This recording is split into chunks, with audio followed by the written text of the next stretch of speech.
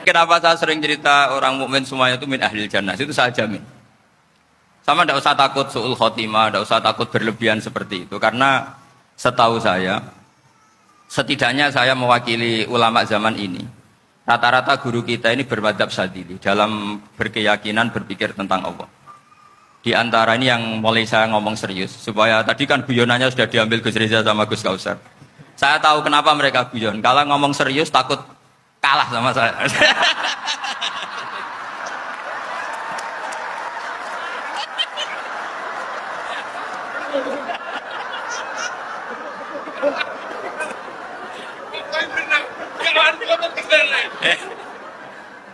Karena saya ini sudah terkenal pemikir serius, jadi artinya itu satu kepintaran mengalihkan.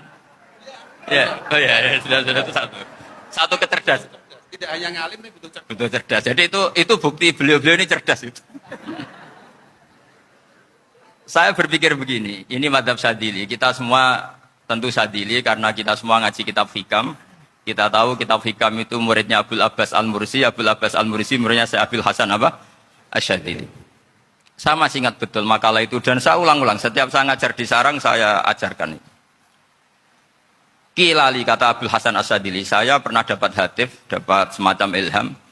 Apa makna min syarril waswasil khannas? Itu kata beliau dijawab oleh hatif itu. Hatif itu nggak perlu diterjemah tadi ada karena tadi diajarin itu.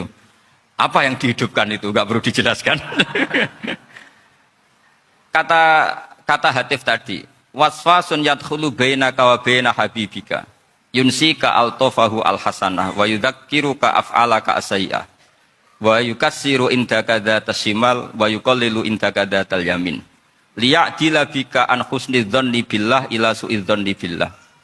Jadi yang dikatakan waswas adalah kamu digiring untuk hanya ingat sisi-sisi kamu yang negatif, dilupakan bahwa Anda punya sisi-sisi yang positif.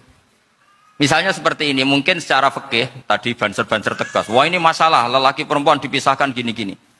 Tapi kenapa Ghazali bilang, ya sudah gini gak apa-apa. Sebetulnya ada rukhsah itu karena ini di depan umum. Yang paling pantangan Nabi itu layak luwana rojulun bimro'atin. Ini ada yang menjaminnya gitu. Malah khawatir saya di sini dipisah, tapi setelah berduaan gak bisa. Jadi toleransinya karena ini di depan umum, itu masih ada toleransinya.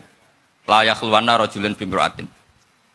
Begitu juga ketika kita dosa, misalnya kita dosa, orang Islam setiap dosa itu pasti ingat salahnya, kemudian istighfar.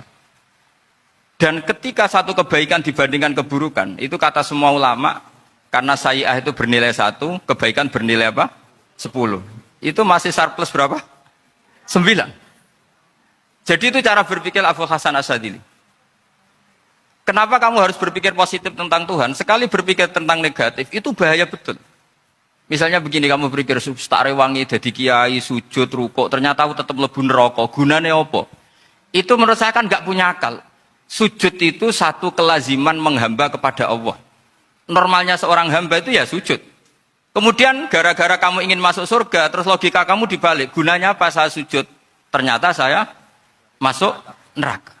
Itu pertanyaan yang benar-benar bodoh dan itu menjadikan Allah benci.